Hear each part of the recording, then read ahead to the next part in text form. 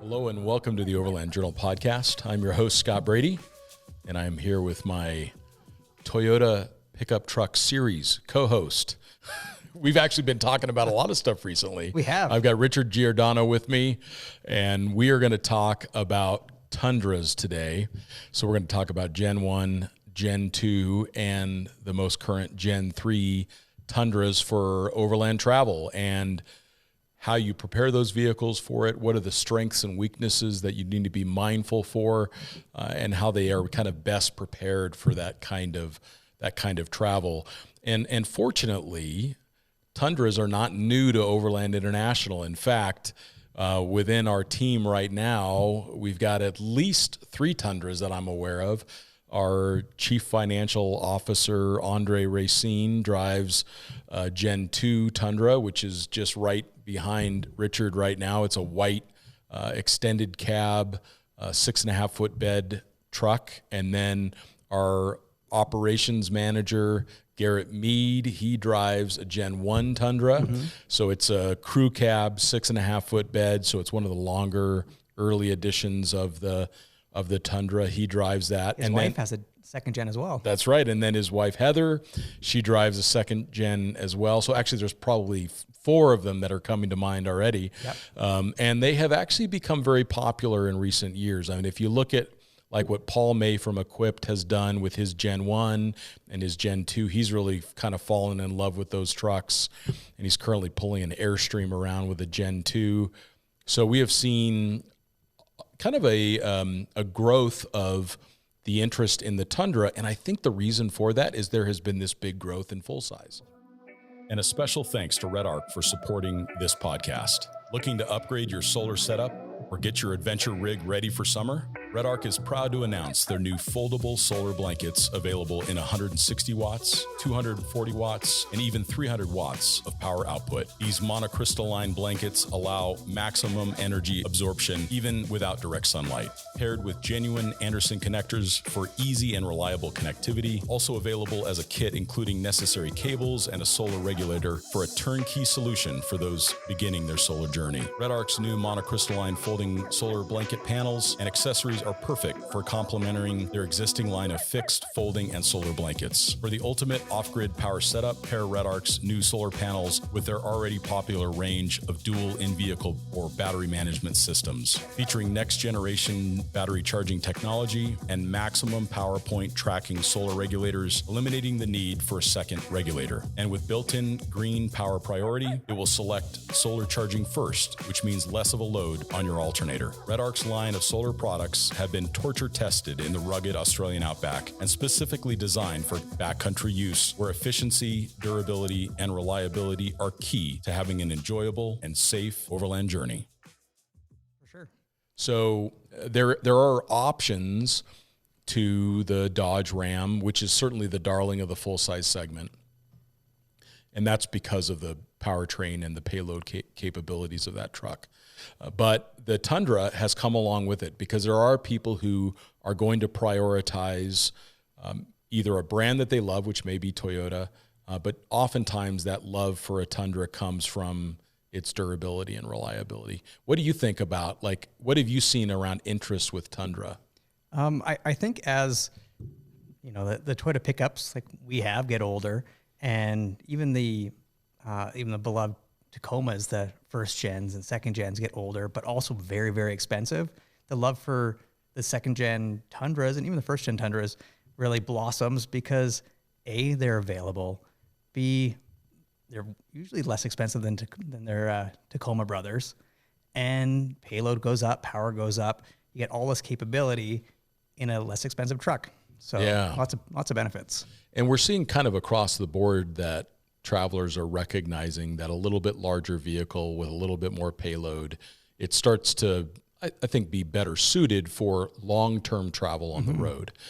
If you're going to be going out for short trips or you're really comfortable just kind of camping out most nights, then the smaller vehicles are great for that. You can drive around the world in a Suzuki Jimny if you wanted to.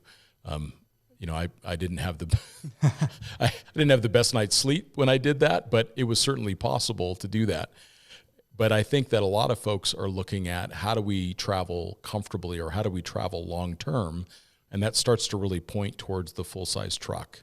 And the Tundra is no exception for that. What do you think about the first gen? Like maybe we should even go back a little further. So there was this Toyota called the T100 that even came before that. Yep. Another unicorn. It was, and it came into prominence. It became the race truck platform for Ivan Stewart, and it was a very cool truck. They were available with a manual transmission. They were available with even, I think, the 3.4 liter at the very end. Yep. Yeah, at the very end of production, you could get like a 3.4 liter, 5-speed manual T100, which was like this, call it like a 7/10 scale full-size truck. Yeah, very similar to a new Tacoma, I think. Yeah, in size. You're probably right. And that's interesting how everything has grown. But the T100s are out there. They're just super difficult to find in any kind of good condition. Yeah. They're kind of unobtainium because they really didn't sell a whole lot of them. No, but a lot of the parts interchange with other vehicles. I think the CV, the axles are a different size because they're very similar to a pickup or Tacoma, but they're a little wider. They are. That's actually what's in our Toyota pickup with a 3.5-inch long travel is a T100 axle. Oh, interesting. Yeah, so still factory axle. Okay, that's cool. Yeah, but they are also getting hard to find, the spare parts. Yeah, they're really difficult to find. And then what came after that is the Gen 1 Tundra. And there are in my mind, there are a bunch of really wonderful things about that truck. But from your perspective, what do you see when you look at a Gen 1 Tundra? I love the drivetrain. Yeah. Smooth, powerful. Again, you're in a truck that is the same size as a modern Tacoma, but it comes with a V8. Yeah. So power, reliability, all the things that you love about a V8 are there, but in the platform that is the same size as a Tacoma, it's kind of hard to beat. Yeah, and a lot of people don't realize that is the same 4.7 liter V8 that was delivered in the 100 series Land Cruiser. So it met all of the reliability and longevity, durability requirements of Toyota for a J series Land Cruiser. And anytime that you can get any parts that are shared out of a J series, which has been reflected in all of the Tundras that have been launched, but you've got a 4.7 liter V8. Later models ended up with the VVTI, I think is what they called it. It's a variable valve train, so you get up to about 275 horsepower. They were never particularly fuel efficient. The 5-speed automatic was never particularly inspiring, but it was super reliable. Yeah. Yeah, and I spent a lot of time in a good friend of mine, Harry Wagner. He had a 2000, I believe, for years with hundreds of thousands of miles on it. And I think just myself, I spent 3-4 trips in Mexico for chasing the Sonora Rally or Baja 1000, anything in that truck. And yeah, never hesitated to hop in, turn the key, and drive to Mexico. Yeah. So yeah, they just keep driving and driving and driving and driving, which is really amazing. Where its similarities with the Land Cruiser drivetrain end is with the transfer case. The Tundra was never available in all-wheel drive or full-time. It's a full-time transfer case. It was never available in all-wheel drive. You could not select a center differential lock. So it was two-wheel drive, or it was 4-high with the center locked, or it was 4-low, which also had the center was mechanically locked. It wasn't an open differential that you could lock. So that was where a lot of the similarities end. The rear differential is a little different. The front suspension components are different also from the 100 series in several ways. But it did share a lot of those drivetrain components with the 100 series. Yeah, and it's kind of improved upon the 100 series, I would say, getting rid of the torsion bar. That's right. And to a coilover. And so it's very easy. Aftermarket parts are everywhere. You can really tune them to what kind of travel you're doing. And they also sold quite a few of them too. I think that's what's interesting about the Generation 1 Tundra is that they were super popular. They sold in, at times, approaching 100,000 units. So they got a lot of volume out there. So they're actually pretty available. You can find those trucks out there. Yeah, and once you're looking for one, you see them everywhere on the road. That's right. That's right. Yeah. In fact, I'm going to look it up. But when you look at a Gen 1 Toyota Tundra, what have you seen around like clever modifications or like maybe first order modifications that people are doing to those trucks. I know. My favorite thing with those is to keep them nice and simple. Put good suspension on under them, decent wheel and tire package, and like for an example, Harry's truck, he just did ADS shocks, total chaos upper control arm, sometimes an SPC upper control arm, depending on how he was feeling. Tonneau cover on the back, and jammed all the camping gear in the back.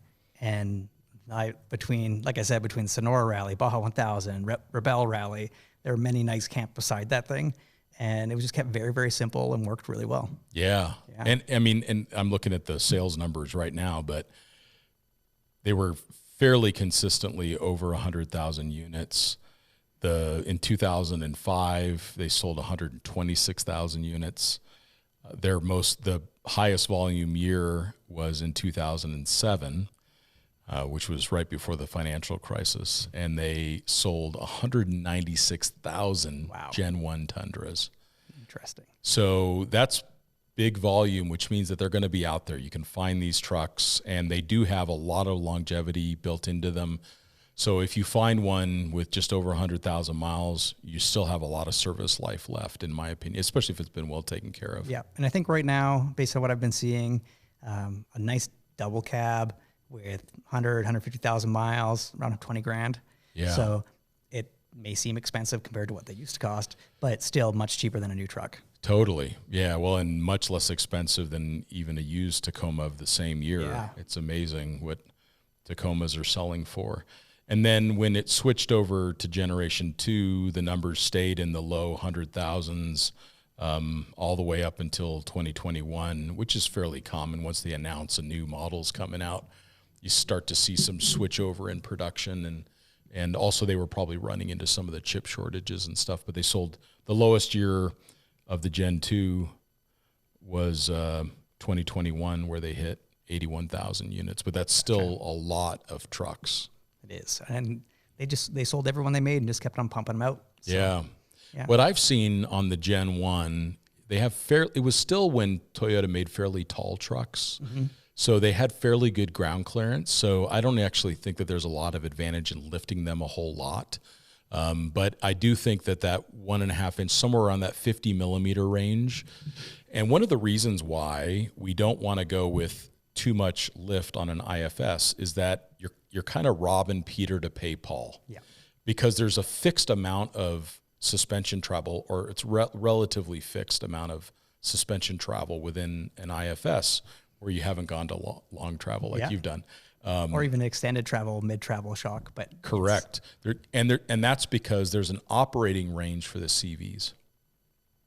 So even if you do upper control arms that allow another 3/4 of an inch or whatever, they still are trying to keep that operating range of the CV within the specifications. Because what happens is when you're at full droop and you're at full lock, the CV axle has a fraction of the strength that it does in a straight line.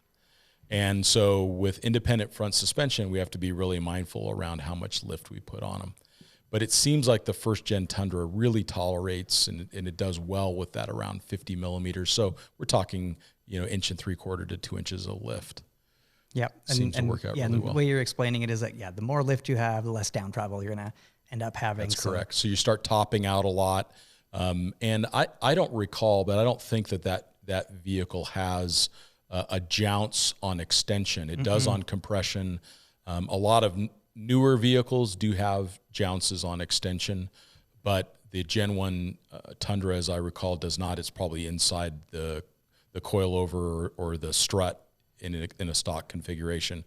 But you really can get into a lot of topping. It decreases ride quality.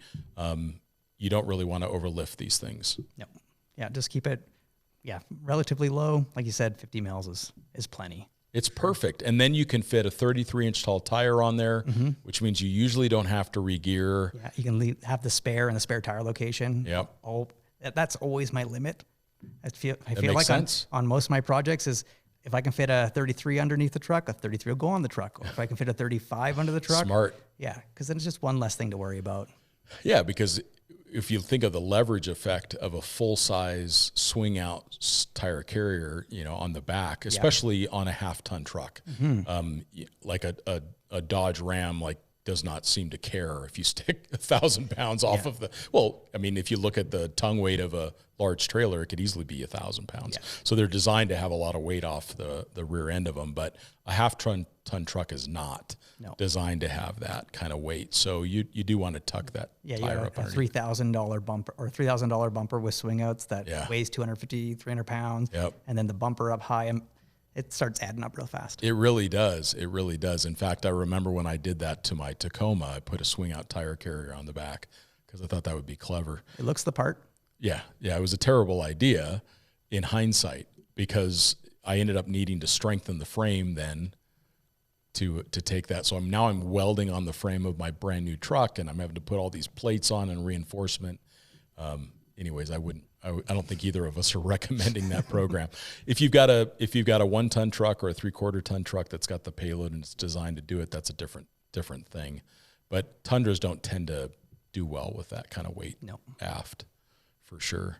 So since it is a coilover McPherson strut configuration in the front, you can go to coilovers. There are options out there from a bunch of different companies. I think that it's really worthwhile looking at improving the dampers. You have limited suspension travel in the front, so by improving the dampers and even improving your jounces as well, you can really improve the ride quality of the vehicle. For sure. And on the truck I was talking about, Harry used Timbrins for a long time, kind of like set it, forget it. Yep. And then he went to a light racing jounce shock bump front and rear. Sure. And that just transformed how the truck performed. Totally. Yeah, it was more of a fabricated situation to get those on, but and they both have their place. Mm-hmm. I like the Timbrins a lot for if you're dealing with heavy loads, whereas I think a hydraulic jounce is going to be best when you're dealing with high speeds. Yep. So high loads, go with some kind of a progressive rubber jounce from Timbrin or a similar manufacturer. And if you're going to go for high speed, then you want to have some kind of hydraulic damping so that you don't get the rebound effect of the rubber jounce at speed. So, and Harry's a great driver, and he really does pay attention to those attributes of his truck. He cares about how it performs, so it's cool. Now, what did he do with shocks up front? What was his coilover? Yeah, he did a ADS coilover up front, an extended travel with upper control arm, so it was I believe a 1-inch extended travel shock. Sure. And then out back was Deaver leaf springs. And Deaver's a good choice. Yeah, and it was very, very custom, in particular to the way he wanted the truck to be and drive. Sure. And mostly a wolf in sheep's clothing. Yeah. From the outside, you couldn't see anything different, but underneath it's where all the magic was. Yeah, well, and that's where you want it. Yeah. So it's like a total sleeper. Exactly. Except for when you're doing 60 down a Baja back road. Yeah. Cool. Now, what about for the front differential? I don't know enough about the first generation Tundra, but I know the rear you can add an air locker to it. Mm-hmm. Is the front differential still the same as like that 8-inch ring gear? That's a good question. Tacoma? I bet it is. I think it is. So you could probably add an ARB air locker to the front of that. Yeah. And any of those trucks I've been in, whether they've been an air locker or like a Eaton True Track, I feel like most of the time that's all you need unless you're getting really technical, for sure. Yeah. The trucks really benefit from a locker in the rear because, well, not in so much the case with overland travel, but oftentimes these trucks are very light in the rear, so they can really spin a lot. I mean, they just don't have as much traction. So if you can lock up the rear differential on a truck, on a pickup, it usually improves things quite a bit. Yeah, and even if that's just driving around a snowy ski town. Correct. Yeah, it makes a big difference. Yeah, and any kind of traction control that you'll see on the later generations of Tundras was really rudimentary, so it wasn't particularly effective. It allowed for a lot of wheel spin before you'd get any kind of brake traction control. Yeah, and I feel like in like our second gen or 2008, it's really just trying to make sure you don't die. It's not really trying to get you any traction. Yeah. That we typically would use the second gen Tundra brake traction control, the early versions of it, as an example of some of the poorest performing brake traction control. That's fair. We actually have videos that we would show our editors of like, this is what you don't want to have happen. And then if you did any left foot braking, it would cancel it. So it was even worse. But brake traction control can be very beneficial when you do have some kind of a gear-driven limited slip, because any brake traction control that comes on gets amplified by the gear-driven limited slip. Yeah, which I'm not sure what they've got in the rear on the Gen 2 for mechanical limited slips. Yeah, nothing. It's open diff in mine at least. Yeah.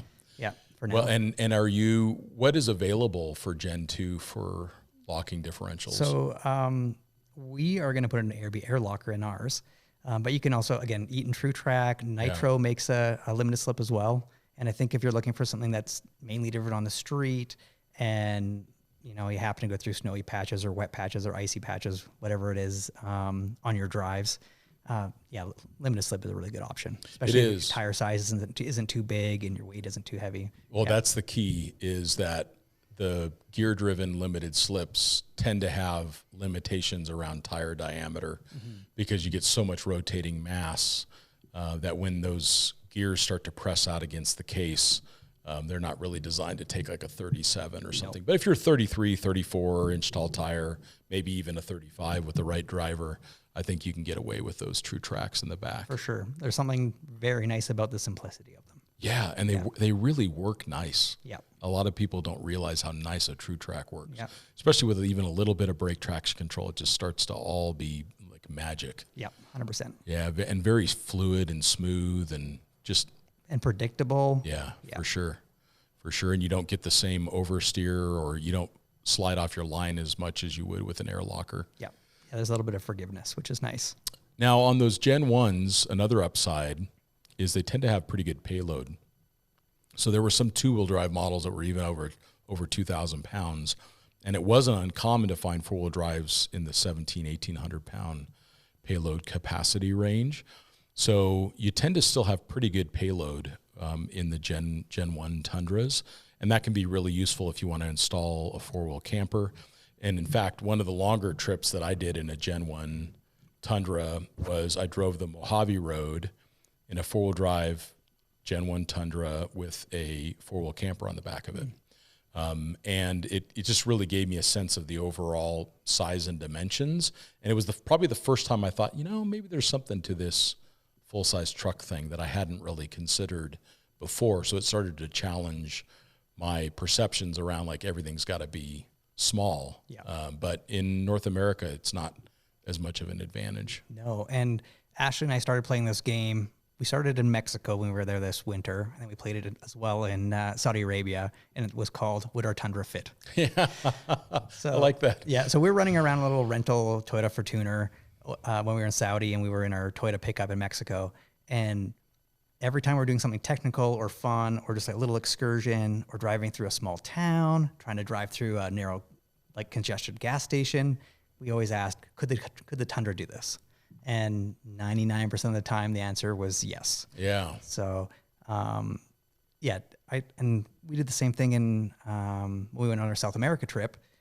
Looking back on that, we started asking, okay, were there towns we couldn't have made it through? Were there different trails we couldn't have done? And most of the time, the Tundra would have been just fine. Yeah, I can think of so few true overland journeys that I've done where a full size or even a 7/8 size like a Gen 1 Tundra wouldn't fit. You know, maybe the jungle tracks that we did in Guatemala, because they were very much like the width of an 80 series Land Cruiser, because that was the people who cut that trail. Yeah. So they're not going to cut it any wider than they need. No, because it's a lot of effort. So there would certainly be cases where that would be an issue, but not many. Mm-mm. Because even most remote towns still need to get service and infrastructure brought to them. And that's normally going to be in some kind of a medium-duty truck like a Fuso or Canter or something like that, where you got to get supplies back to these villages. Exactly. And even if it's in a Sprinter, the Sprinter looks narrow, but it's just tall. It's tall. You know, the Tundra, I believe, is still narrower than a Sprinter is. Oh, interesting. Yeah, even the second gen, yeah. Oh, interesting. Yeah. Yeah, that I would not expect. No, because the Tundra looks so wide. And this was it's squatty. This was based on internet research and not actual measuring tape in my hand. So we'll have to double check. We should, but I'm 99% sure that's the case. All right. Well, so the Gen 1 Tundra, I think, is very much still worth looking at. Mm-hmm. I think that there are a lot of great examples out there, and there is a lot of them that are still being built. Take a look at Paul May's build of a Gen 1 Tundra. It should be on equipped1.com. That's just a really neat truck that he put together. I think he supercharged it because if Paul can get a supercharger for something, he will get it. He'll find it. But I think he supercharged it, didn't he? Yeah, I think he's so. I feel like every time I drive with Paul, the foot's to the floorboard, so that would make sense. Totally. They don't make a supercharger for that anymore. I think those rods are fragile like glass. Yeah. But they did for a while. They work. You could definitely get a TRD supercharger for the 4.7 for a period of time. I don't know that that's still the case, but I think Paul ended up with one of the last ones. Yeah, makes for a fun truck, I'm sure. Yeah. Oh, geez, I can just imagine. Yeah, because the 4.7's already scoots. Yeah. So. Very cool. Yeah, no doubt. And then when it comes to campers and other things for the back of it, sometimes people will go with like a Tacoma 4-wheel camper in the back of it, which really pulls it in nicely against the bed rails. So it's surprising how well like a Tacoma campers work on the Gen 1 Tundras, because they pull everything in just a little bit tighter, but they don't fit a full-size camper. So that's just something to be aware of, is that they don't. But the Gen 2 does. Yeah. And I think that that's probably a good place to transition towards talking about the Gen 2 Tundra, because those are going to be the most common that people are going to use now. What made you decide to go from 1990 Toyota pickup to Gen 2 Tundra? Like, what was the process that made you decide that that's what you wanted to take on your next global journey? So the purchase of the Tundra was after driving our 1990 Toyota pickup about 60, 70,000 kilometers down from Vancouver to Ushuaia, back across Canada. And then I started using it to commute for work and in stop and go traffic. And I was like, I think I need something else other than this at some point. Just anything more modern.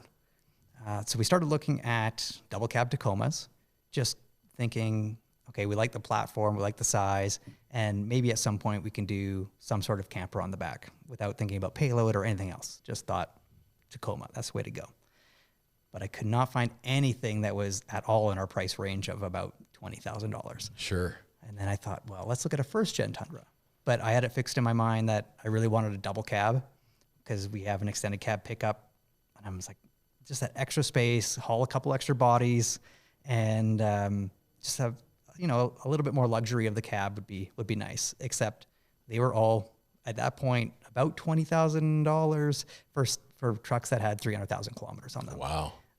And at that point we were living on Vancouver Island, so there wasn't a lot of options for us. And I just happened to be walking past a Mazda dealer, and there was a second gen Tundra sitting in the back that looked like it was mint. And I kind of walked over and poked my head in at very few kilometers. It had 115,000 K on it. And I walked into the dealer and asked about it, and they said it was a trade-in. And I offered them 20 grand and picked it up. So wow, what a deal. Yeah, so they didn't have to do anything to it. It was a nice, easy sale for them. Sure. And we got a truck that the original owner had been maybe put 7,000 or 8,000 kilometers on it a year. He'd take it out in the summer, tow his 20-foot trailer, put it back away in the garage. Oh, amazing. And what color is that one? It's white. Yeah. So nice. White double cab, 6.5-foot bed. You're now an Overlander. Exactly. Proper color. Does it have a snorkel? Not yet. It has. Not yet. Oh, yeah. Mic drop. Yeah, exactly. We got a pile of stuff that is yet to be installed. So you went from a red 1990 pickup without a snorkel to a white Tundra with a snorkel. It just looks part. He's all grown up. Exactly. I get my snorkel badge now. It's the Overlander's wave. Yeah. Like it's just like everybody's all waving to each other with their snorkel. It's perfect. We need like a little emu head or something for it. You need a little button that makes it go back and forth. That's perfect. All right. So you decided upon a Gen 2 Tundra. Yeah, we were forced to buy a Gen 2 Tundra because everything else is way too expensive for us. But it seems like you're happy with the results. Seems like you've enjoyed the truck. Yep. The motor's great. Yeah, other than you can't pass a gas station, but everything else about it's great. Yeah. And this is the thing, is every Tacoma that has any weight in it gets 13 miles per gallon. That's and totally valid. every Tundra that I've been in that has weight in it gets, 11 miles per gallon. Yeah. It's not a big difference. It's not a big difference. And sometimes they'll get even a little bit better than that if you keep your foot out of it. Yeah. It's just not working that hard. No, exactly. Our stock truck got 17, 18 miles per gallon with like heavy 35s and skid plates and stuff on it now, which will get changed, but it gets like 15 miles per gallon. Yeah. So it could be a lot worse. I've been in, if you look at these big diesel Rams, if it has a camper on it, it gets 11 miles per gallon as well. True. So it's got the payload, it's got the power, but the range is only there because it can haul the fuel. Right, because it has the capacity for it, the payload for it. So what have you found in your research that are some things that people need to look out for on the Gen 2 Tundra? Like, are there any weak points that you're finding? All right, we talked a little bit about the effectiveness of the brake traction control, which is one of the few things that I found problematic around that truck. They were never available with a locker or limited slip of any type. Yeah, which is definitely a downside. So if you see TRD or TRD Pro on your Gen 2 Tundra, that doesn't really mean anything other than it has a stamping in the bed and a slightly prettier shock. Yep, exactly. So, they all work differently, equally well in different terrain. Yeah. And special thanks to Equipped for supporting today's podcast. More than 15 years ago, Equipped Expedition Outfitters became the first American company to import the best-in-breed vehicle expedition equipment from across the globe. Since their humble beginnings, they have risen to become a go-to leader within the adventure travel industry, continuing to deliver a diverse portfolio of reliable, long-lasting products backed by unparalleled customer service. From shelter solutions from Easy On to portable fridges from National Luna to aluminum storage boxes from Alubox, their ever-growing selection of best-in-class gear increases your capability, comfort, and confidence during any adventure. Visit equippedone.com to gear up. But it didn't gain like a recalc on the brake traction control. It didn't gain like an off-road mode or anything like that. But it does give some, it usually comes with different tires and it's got, a little bit better shocks on it and stuff. Yeah. And I know there's a recall on the front clamshell bearing at some point, and our truck had it. So you can either get it fixed by Toyota through a service bulletin. I know East Coast Gear Supply has a bushing that you can install as well as an option. But beyond that, they're pretty, like you said, they share so many parts with the 200 series Land Cruiser and pretty bulletproof. Yeah, so the engine, 5.7 liter V8, is the same motor that's available in the 200 series Land Cruiser. Did it also get the performance upgrade that the Land Cruiser did in 2016 or so? I'm not sure, because in 2016 the Land Cruiser also got an 8-speed transmission. I don't think the Tundra ever did. I don't know if that ever happened with that. That might be worth looking into at some point. But so 5.7 liter V8, it has heavy duty 5-speed transmission. Six now? Okay, 6-speed transmission. Yeah, it was the Gen 1 that had the 5. So 6-speed transmission, a lot of shared suspension components with the 200 series. Mm-hmm. Yeah, it's a little bit of a wider track width, so the control arms are a little bit wider, and I think the axles are different. But I believe, the differential's very similar, and I believe that the coilovers is the same. The coilovers are the same. Yep. Don't they swap back and forth essentially? You can. I think I believe that the Land Cruiser ones are a little bit shorter, but you can swap control arms. So you can do like a Tundra swap onto a 200 series and make it a little bit wider, and then you can also put in a longer shock from a Tundra, I believe. Yeah, that's a Kurt Williams question, but I believe we're not lying. And I do know that the brake package is very similar, because when we were down in Baja with Kanguro back in 2017, we when they needed a brake and a hub, we scavenged one off of one of the second gen Tundras that was a chase truck and threw that on a trailer. But yeah, it does look like that in 2016 though you could get a much bigger fuel tank option. It says there's a 38-gallon fuel tank option. Yeah, so I've got a 26.4 gallon tank I used to have a 26.4 gallon tank in my truck. Right. And then you can swap in the 38 gallon. I ended up going with a Transfer Flow 46 gallon tank. Yeah, and you just have to check your local or the EPA to see if you can do that. It depends on the country and other things. Of course, your vehicle is going to be leaving. Yeah. So it's just important to know if the tank is compliant with those things. It's kind of, and it's nice with the transfer flow one because it comes with a second charcoal canister. Oh, nice. That runs in series. So they've paid attention to a lot of the emissions control systems. Oh, that's great. And that takes it to how many gallons? 46. Oh, wow. That's great. So that almost doubles the range, which is great because the Tundra's just so good at soaking up either long dirt roads or highway miles. I remember the first time I drove that truck in Montana, so speed limit's 80, doing slightly more than 80, maybe close course. And but all of a sudden, like 2 hours later, fuel tank's dry.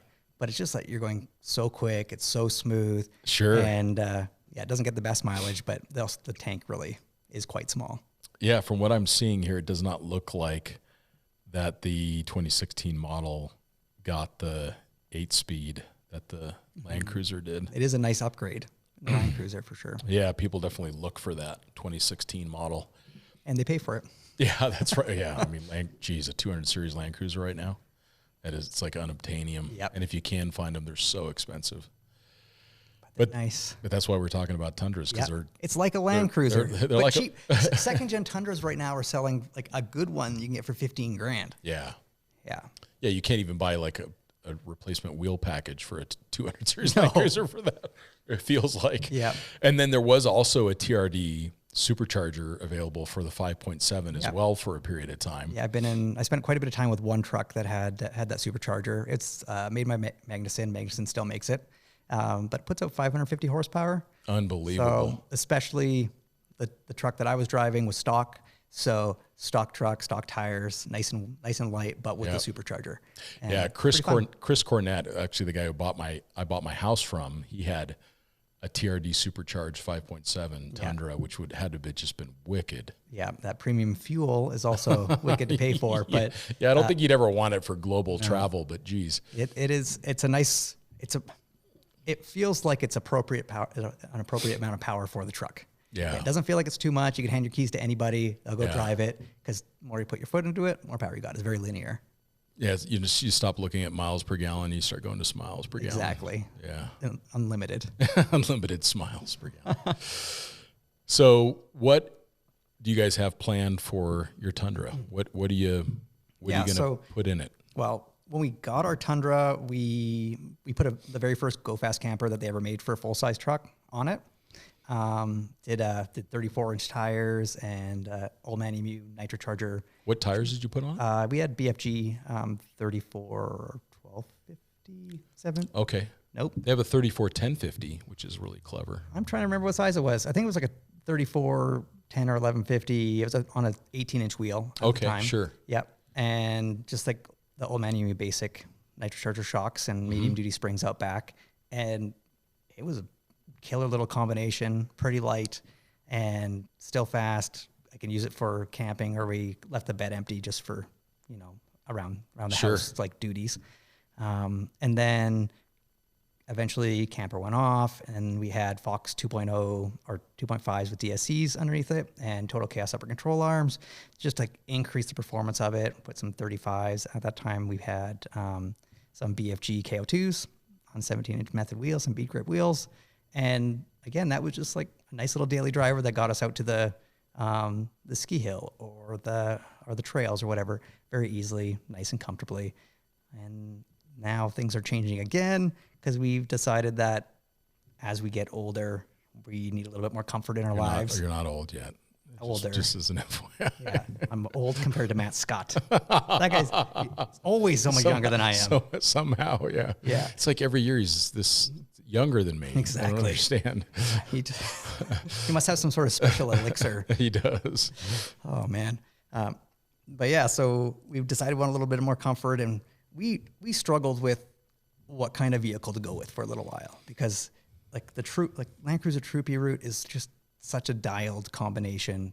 It's fairly small, capable, reliable, parts availability everywhere. You can make it a nice, easy, livable camper on the back. But also they're fairly expensive and hard to find one that's in really, really good shape depending on where you're getting it from. And eventually I was flipping through Overland Journal. I didn't mean to pitch to, wasn't a sponsored comment there. But I was flipping through Overland Journal and found an old article about Gary and Monica Westcott and one of their turtles. I was like, well, if they've been driving around Siberia, they have, and they've been everywhere in a full-size truck, like, what are we doing? We're idiots. Because for so long, we're just focused on a small vehicle that can get us anywhere, small towns, small trails, just in case, even though the just in case almost never happens. Sure.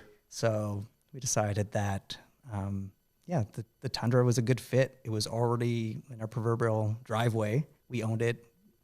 That doesn't owe us anything. We don't owe anything on it. And right now it's got 192,000 kilometers. So whatever that, 110, 20,000 miles on it. And the next thing was that we were in Saudi Arabia, and there are 200 series Land Cruisers everywhere. Their Tundras, like surprisingly amount of it was very surprising the amount of Tundras that we saw, second gen, even first gen that we saw over there. Sure. And then Sequoias everywhere, which is also a surprise to me. Sure. Like, that's where all the Sequoias went. Exactly. They didn't sell them here. No. And I saw like parts availability, because they share so many pieces with the Land Cruiser, is worldwide. And these trucks are everywhere. These 5.7s are everywhere. We're like, let's just take this truck that we have. Totally. It's got power, comfort, air conditioning, heated seats, and enough of a payload that we can work with to put a comfortable camper on the back. Yeah, there is nothing that drives better than a vehicle you have paid off. Exactly. It's the truth. A lot of worries are just gone. Your goal is to travel the world, not to, like signal that you have some fancy new vehicle. Exactly.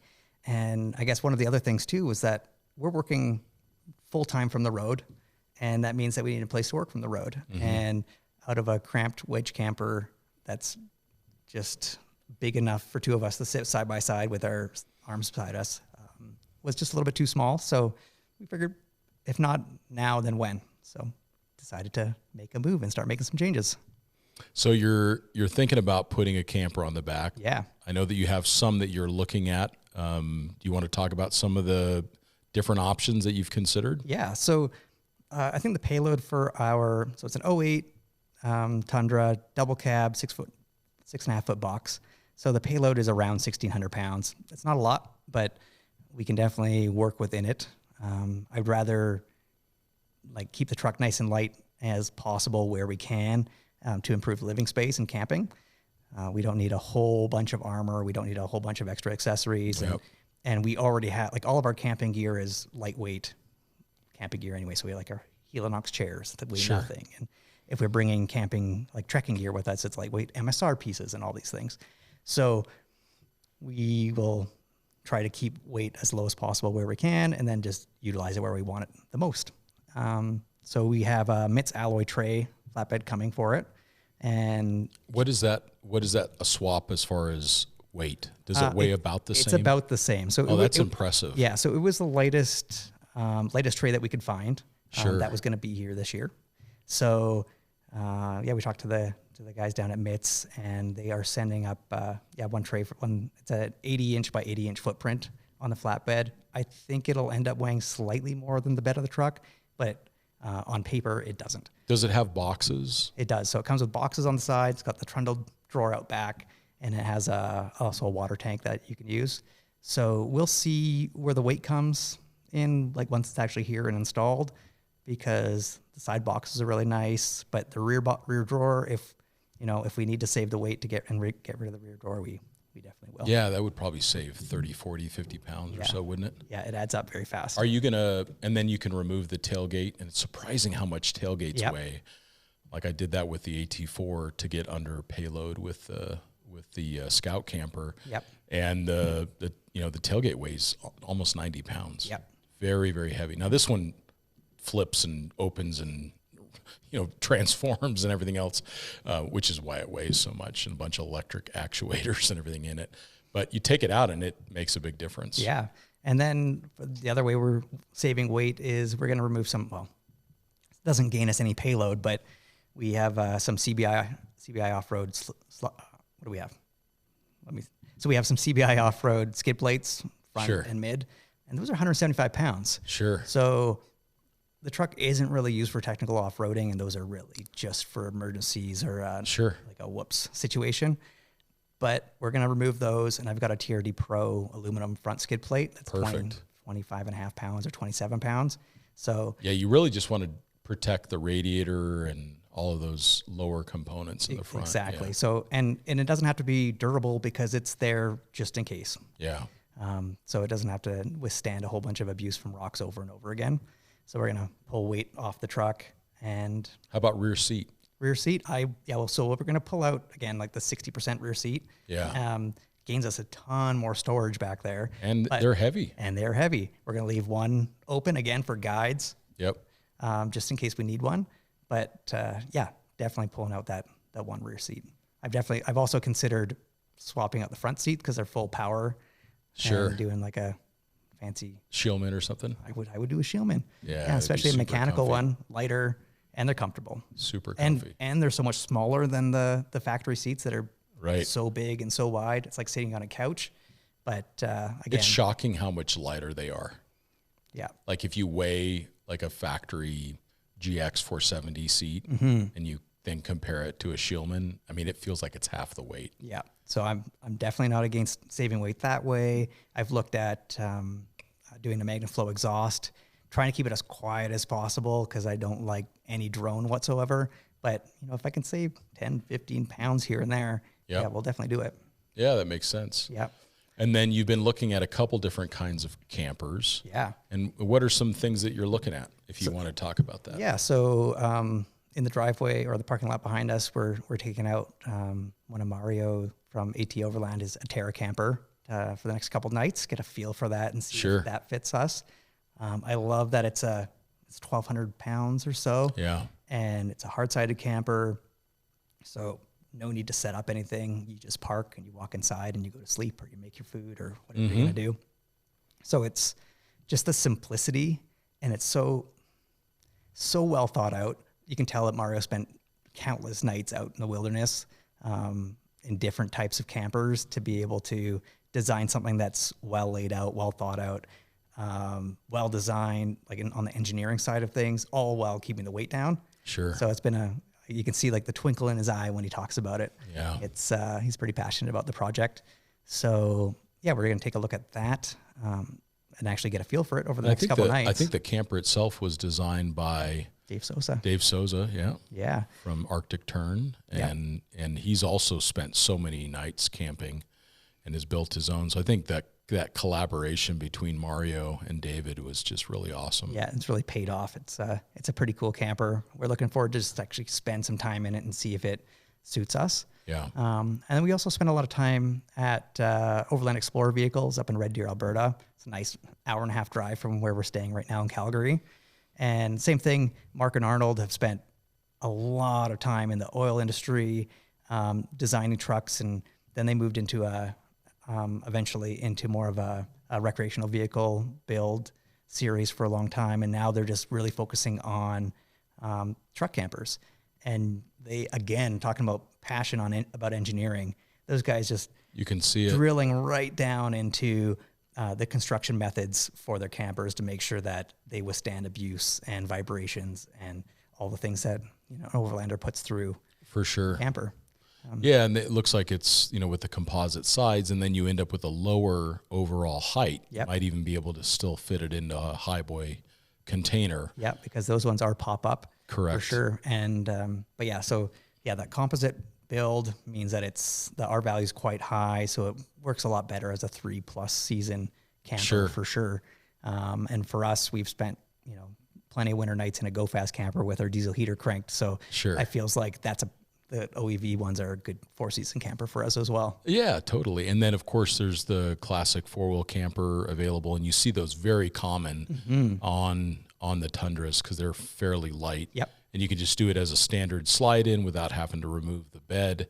That's certainly an option. And it sounds like that there's a Go Fast that people can now sign up for to get on a Tundra. So there are other options. And then of course you could talk with AT Overland about their Habitat or their Summit or their Atlas. Yeah. There's a bunch of different configurations. The Scout campers are, a couple Scout models that would work perfectly fine for a Tundra as well. Yeah, I've seen quite a few Scouts on Tundras. I think it's a pretty good pairing. Yeah, especially if you go with a little bit shorter unit, then the weight's even less. Yeah, I think the Olympic is the mid-size, and then a Yoho I've seen as well. Yep. But yeah, it's kind of hard to beat that for something that gets used a handful of times a year. Yeah, and they're very reasonably priced. They don't have a lot of amenities. They're just designed to be super simple, which is why I use one, because I just wanted a really comfortable, quiet place to sleep. Yeah, so because you don't want to be fixing your camper. I don't. Yeah, or troubleshooting components. And yeah, when you test campers for a living, you pick the one that you don't have to work on. Yep.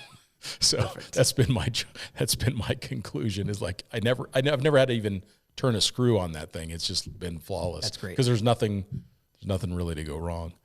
So when you look at your suspension going forward, what are you thinking? Yeah, how are you going to manage that weight? Yeah, so we had the Fox 2.5 factory race series with DSC, so a really nice performance shock, but just the amount of maintenance that was required, especially up in it's like race suspension. Sure. Yeah, and they were designed and developed down here in the Southwest, Baja. It's nice and dry. There's no snow. There's no winter. Sure. So after a couple of Alberta winters with salt and all the other corrosive things they're throwing on the road for traction, all the spherical bearings get eaten up pretty quickly. Uniballs need to be replaced. That's in the upper control arm at least. And I had a lot of problems with like the rear shocks with the shock shafts. Originally not putting on a shock, like a shield sure. or boots on the back. So, after 40,000 kilometers of bad roads, those shafts just got eaten up. So sure. I rebuilt the rear shocks. The front shocks needed a little bit of nitrogen here and there. And I thought it was uncommon until I actually read the instructions. And you see in the Fox service interval matrix, it's like, okay, check your nitrogen every 10,000 kilometers. Sure. Okay, good to know. So on a long-term, long travel build that we're going to be traveling, who knows how many countries, hopefully, we decided that something that required a lot less maintenance would be the smarter move. So we just installed some Old Man Emu BP51s, front and rear. And then in the back, we currently have the Old Man Emu medium duty springs, but on the shelf and in storage, we've got some Devers that were custom made for. Sweet. So when we can max out the payload, and that's that was the explanation I had with them, with Scott down there, was like, there's no way we're not maxing out this GVW. Sure. So assume that this is the weight that we're going to be going with. So we assume we're going to have, an added 1,500 to 1,600 pounds in the truck. Sure. So we'll have that to cover that. And then I also included, I've got some timber and SES bump stops front and rear. Those are great. So that if the springs settle in the future, or if there's a point when we're like fully topped up with water and fuel, and we're slightly going over GVW, that those are there to help control sway and bump stop and then compression. What I really notice is that they help to decelerate the vehicle on a big event. Yeah. So when you come into a big event, they just do a really good job of slowing things down, so you don't get such a hard bottom. Exactly. The factory rubber bump stops are so harsh on bottom outs. They are. And the first time I went over a few G outs we had the active off-road bump stops originally on that truck. You go over a couple of big G outs and it just soaks it up nicely.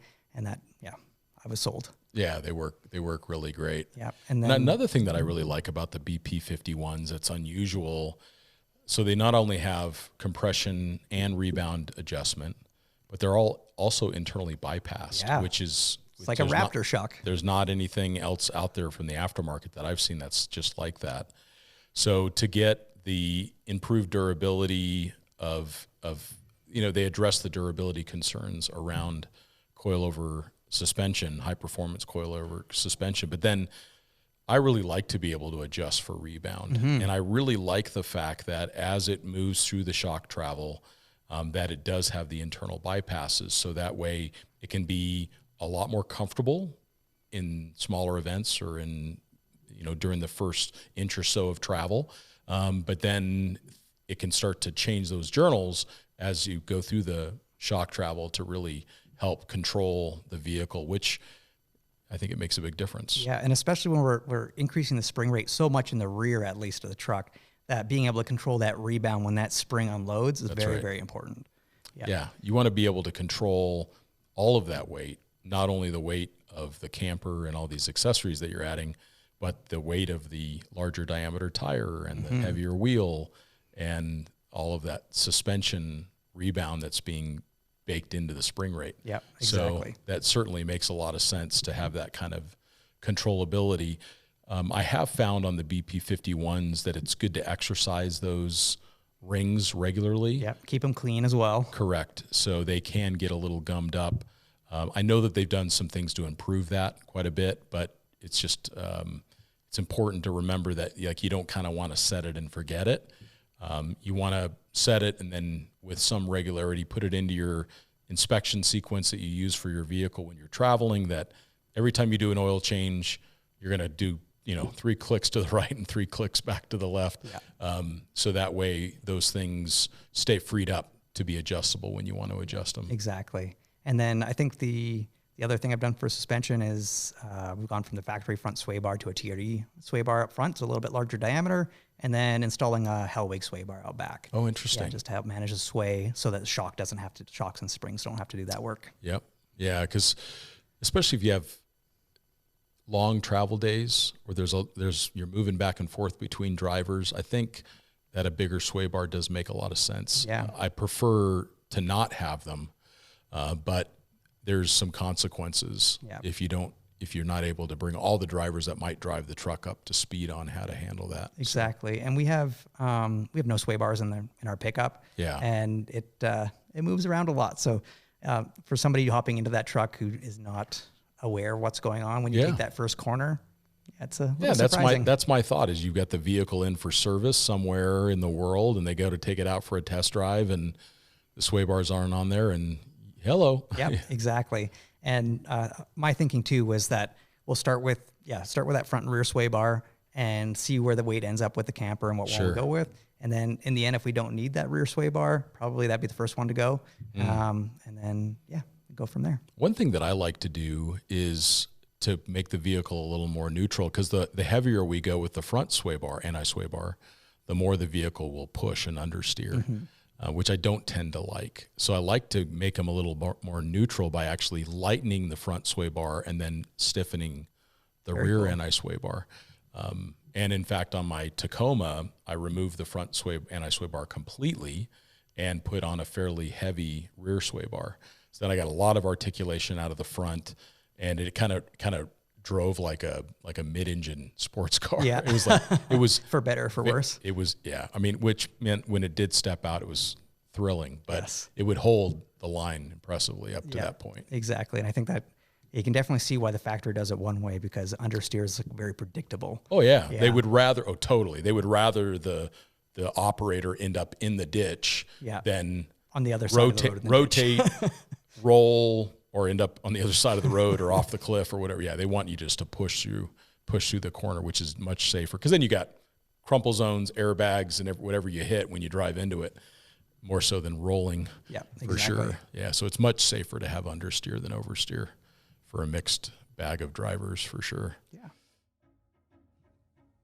This content is brought to you by Overland Journal, our premium quality print publication. The magazine was founded in 2006 with the goal of providing independent equipment and vehicle reviews, along with the most stunning adventures and photography. We care deeply about the countries and cultures we visit and share our experiences freely with our readers. We also have zero advertorial policy and do not accept any advertiser compensation for our reviews.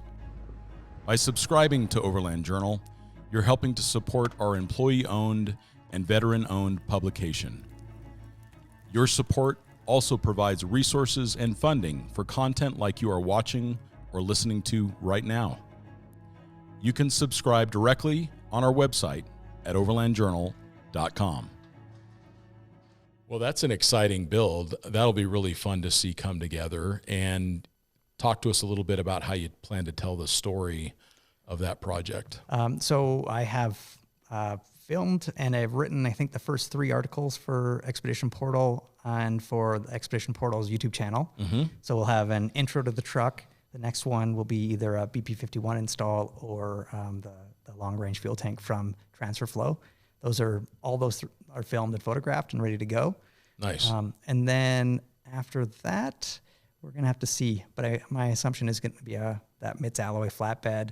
I got a different wheel and tire combination going on. So Nice. I have a Traverse HD from 1552 going on the truck, and a Toyo AT3 in the 35 1250 17. Nice. Because I've got mud trains on it now, and just lightening up the weight a little bit is key. Plus, with the tire that's on the truck year round, having it all terrain that I can drive in the snow and the ice and have some semblance of control is key. Yeah, there's no doubt that a mud terrain looks great, but for any scenario I've ever encountered, just all terrains are king. And of course, I don't have any wood to knock on over here, but like I've had really, really good luck with all terrains. Yeah, me too. And I know the ones on the pickup we abused pretty badly in Baja, and the AT3s, they just keep going. Yeah, if you're not in mud, if you're not in mud a lot, I try to avoid it. Don't go with the mud terrain. Yep. Yeah, exactly. Well, that's going to be really fun to watch. The Gen 2 Tundras, they were built in huge numbers, and they're all over out there in great condition. That motor is designed to run for 500,000 miles, and people will get that out of them. It's just unbelievable to see. There's several million-mile Tundras on the road that have been covered in editorial. In fact, Tim Esterdahl did a nice video on that. It's just like, he's found several million-mile Tundras that have been used for delivery vehicles and stuff like that, which brings us to the fact that we just had a change with the Tundra. So we've gone from Gen 2 to Gen 3. This Gen 3 Tundra, they're just now getting out there. Some of you listening may even own one and have started to drive one.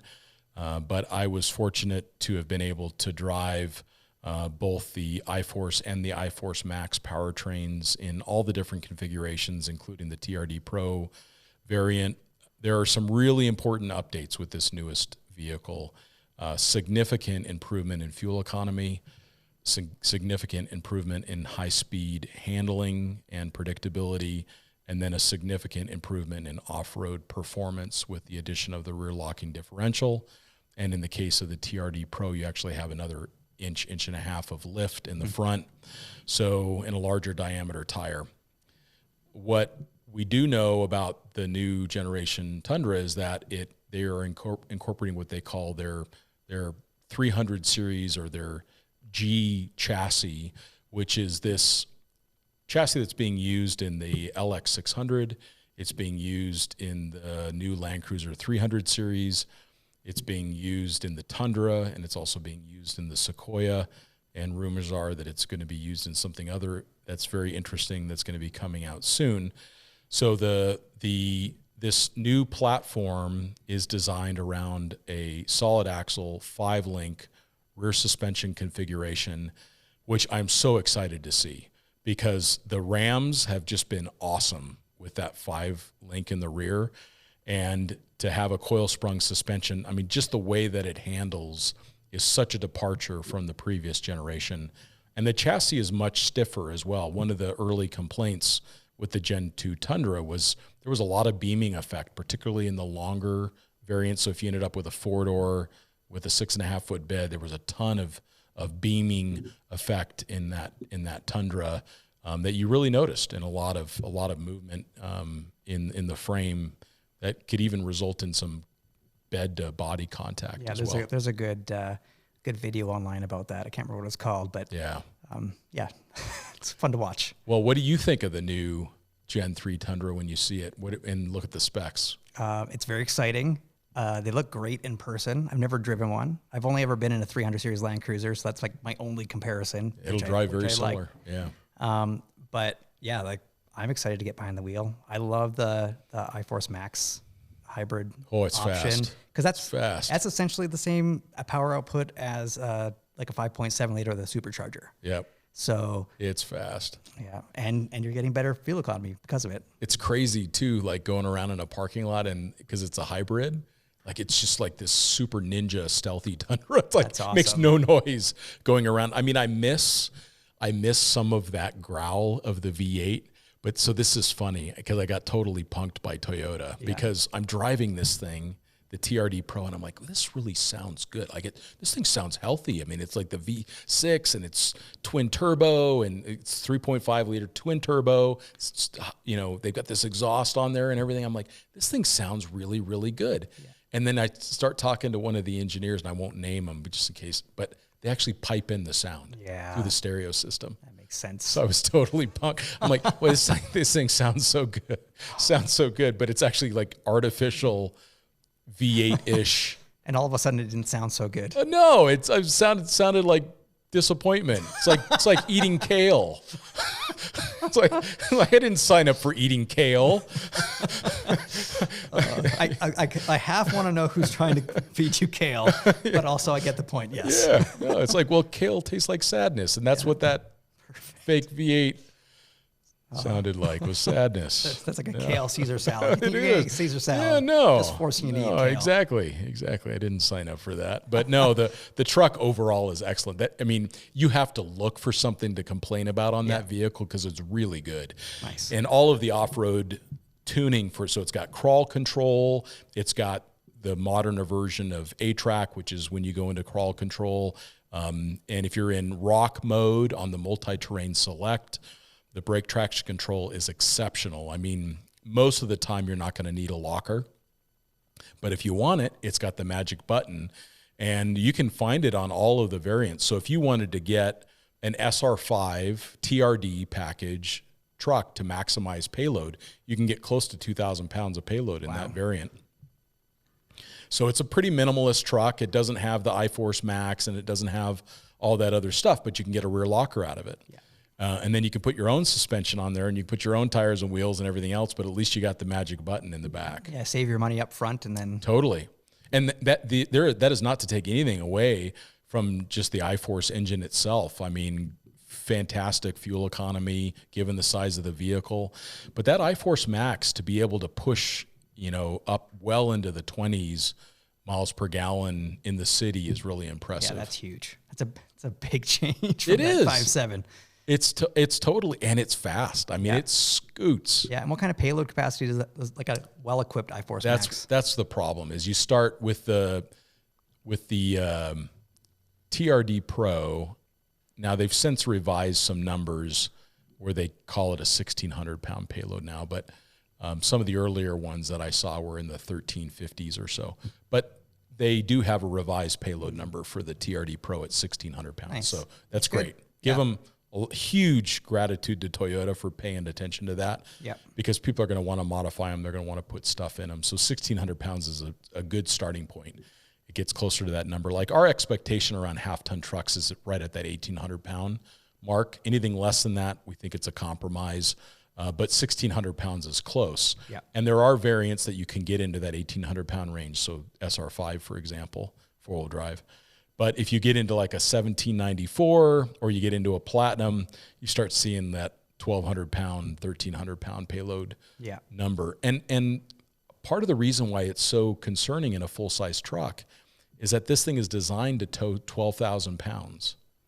So if you tow a 12,000 pound trailer, you're going to have 500, 600, 700 pound tongue weight. Yep.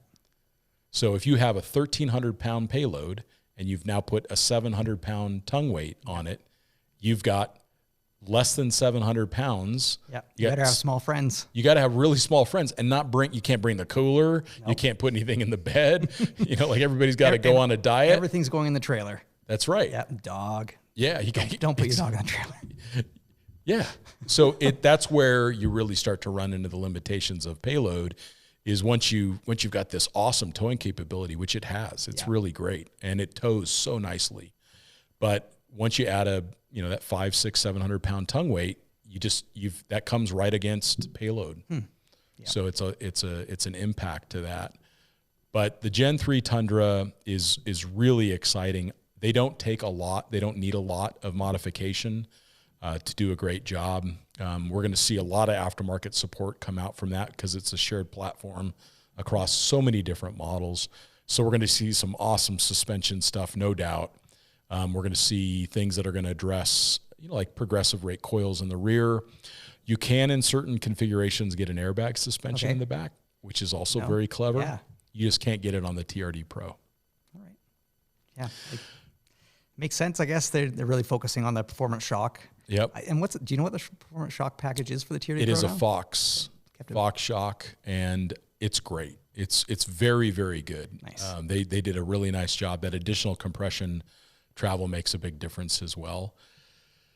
You know, we have to bring it up, and it's not intended to like just pick at Tundra, but the lack of front tow hooks, I think, is something that people need to be aware of. There is not a provision. There's not only not tow hooks, but there's not a way to connect tow hooks in their current configuration. So you're going to need to look for something like a fully integrated bumper system, like when ARB comes out with theirs.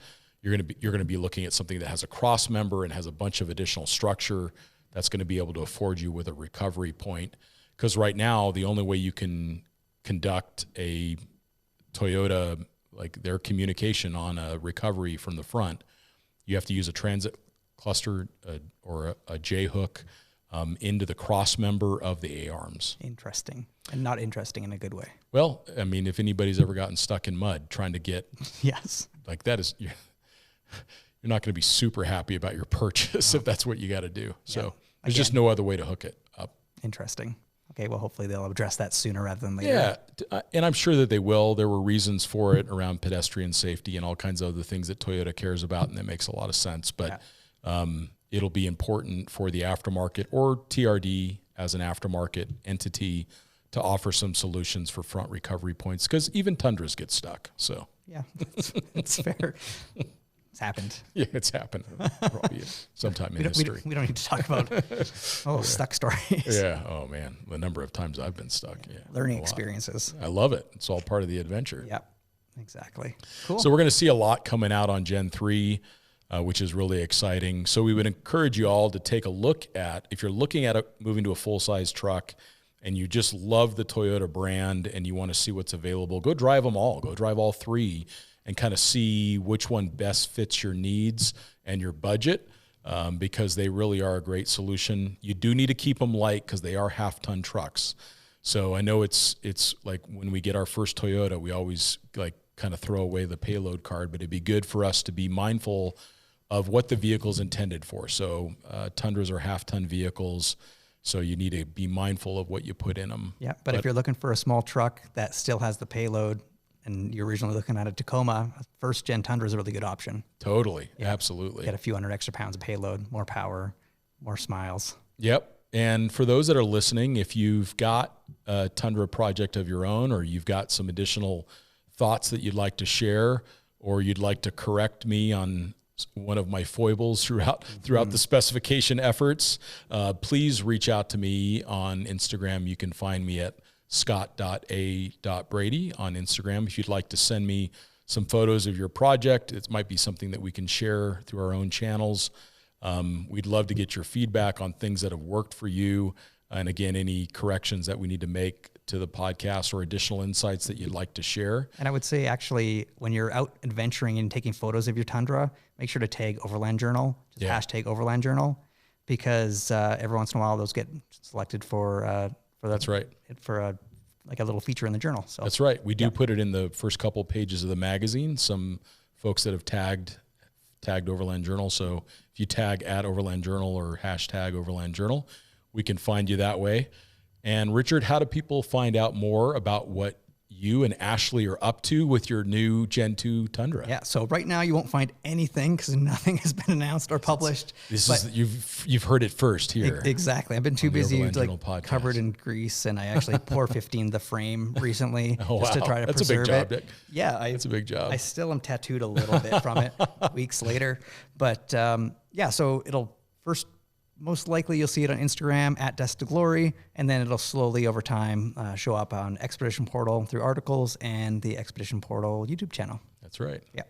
Well, Richard, thanks so much for your time and sharing this exciting news about your Gen 2 Tundra. I cannot wait to see where you're going to take this truck. I know that you've got some really exciting ideas about where you want to take it in the world, and believe me when we tell you guys this is going to be someplace awesome that they're going to go. Yeah. We don't know yet, but...